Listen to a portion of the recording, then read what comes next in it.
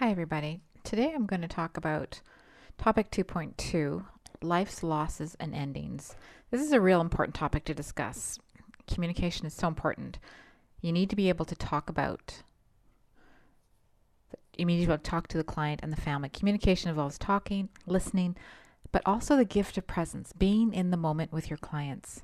You need to have some knowledge of the dying process to actually be a good partner in this process. And most importantly, you need to be aware of your own feelings surrounding death because they will impact how you communicate with your clients.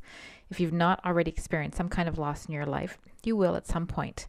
I remember when I started nursing school, our psych professor started talking about death and wanted to know how many people in the class had experienced a death in the family. Only about half of us had, and at that time I had not. But by Christmas of the first year, I'd lost my grandfather, and then the following October, my grandmother passed away.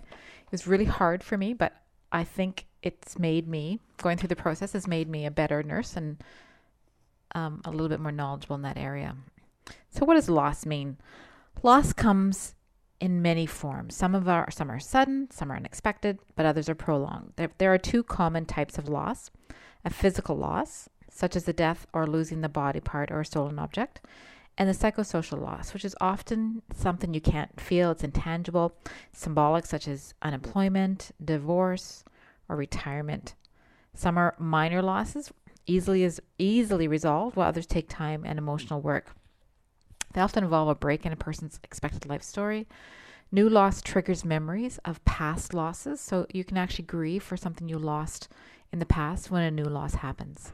Intensity of feelings associated with loss is individual. Everybody grieves differently. You can't expect what you went through or how you dealt with something will be the same as how somebody else will deal with it. Conversations regarding loss are not easy. They reveal our vulnerability. Caring for a client that is dying can trigger past losses for ourselves, and they're quite hard. But ignoring end-of-life conversations shortchanges clients in coping with their final phase of life. Death is the final loss. It's a physical ending of all that life holds, but it is more than a biological event. Death has cultural, spiritual, and social aspects that help us make sense of its meaning. We all know that death is inevitable. We often fear it. We have a fear of the unknown. Even for those who believe in afterlife, they fear the dying process, even if they don't fear death. We fear pain and dying alone. These are the two greatest fears of people who are dying, so which is why communication is so important. There are three words usually associated with a loss: bereavement, grief, and mourning. So bereavement's the experience of having lost someone. Grief is a psychobiological response to bereavement. Sadness. It's permanent. Never stop missing that loved one. It just gets easier over time, grows less intense over time. We all experience grief when we encounter a loss, and each person needs to grieve in their own way. And mourning, the array of psychological processes that are set in motion by bereavement. The purpose is to moderate and integrate grief by coming to terms with the loss. You have to get reorientated to this new world without your loved one in it. We can play an active role in supporting our clients and our families in this process. Kubler-Ross provided a 5-stage framework for understanding the stages of grief: denial, anger, bargaining, depression, and acceptance. Denial is the initial reaction of shock. No, not me. May last for a long time, sometimes through the entire illness. Be very sensitive. Some clients are going to go through these stages at their own pace. Anger then, why me? Focus on what client is losing. Can be very angry at God during this time. May need to support family and friends close to the client, advising them, the anger is not geared towards them, it's geared towards the situation. Bargaining, they often plead for more time, support hope, and avoid challenging clients' reality. This facilitates the process of living while dying. Depression, that's when it's finally sinking in. The yes me mood swings, depressive state is quite common. Assist clients in accepting their feelings. Depression's normal. Listen, be empathetic, be accessible. And then acceptance brings a sense of peace. They're not happy or sad that they're passing away. It's just they're at peace with that. Hopefully bringing closure to unfinished business. Seek spiritual legal advice as the end of life approaches. This stage comes more readily as they move along in the process. Can be very, very difficult for family members, though, to watch a family member who's actually now accepting the peace of that they're going to die. There are many patterns for grieving. So acute, it's a sudden traumatic loss. Anticipatory occurs before the death. So when you have somebody who's dying of a terminal illness, you're anticipating their death. You have time to actually get used to it. It doesn't make it easier, but you have time. A complicated grief is chronic impairing form of grief brought about by interference with the healing process. So they're not going through the 5 Kubler-Ross steps very well. They're having a hard time. Prolonged and intense acute grief symptoms, mood disorders, insecure attachments. Delayed grief is loss is postponed until a later time. Even years later, it might be triggered by a seemingly unrelated event. Some people will tuck that grief away inside, and then at the unexpected moment, it pops up. How we want grief to work, point A to point B, how grief actually works. It's not a 1, 2, 3, 4, 5 step. You can go through the first 2 steps and then end up going back to the first step again. There is no right and wrong way to go through grief. Here's 6 theoretical frameworks on grief, each one a little different. So psychodynamic, attachment theory, task theory, social learning theory, cognitive behavioral theory, and constructivist theory. Psychodynamic theory is Freud's theory. Freud focused on grief as something that happens in your head. He defined melancholia as a profoundly painful dejection, cessation of interest in the outside world. In order to move past this, the grieving person has to learn how to divert energy away from thoughts about what they lost and focus on still what is around them. Attachment theory is that separation anxiety. Attachment theory says a similar thing occurs when you lose something or someone you love, even as an adult. You may have an intense emotional reaction to losing that attachment, but through the process of grieving and coping, you find yourself continuing on with life. Task theory, you got 4 steps you need to go through to resolve grief. Accept the reality of loss, work through the pain, adjust to an environment where the deceased is missing, and emotionally relocate the deceased and moving on with life. Again, you may not go through these steps in the order they are. Social learning theory. Grief occurs in a social context which affects the meaning of the loss of the individual. The social people we keep around us, our social life, actually has a lot to do with how we handle grief and how we're going to go through with it.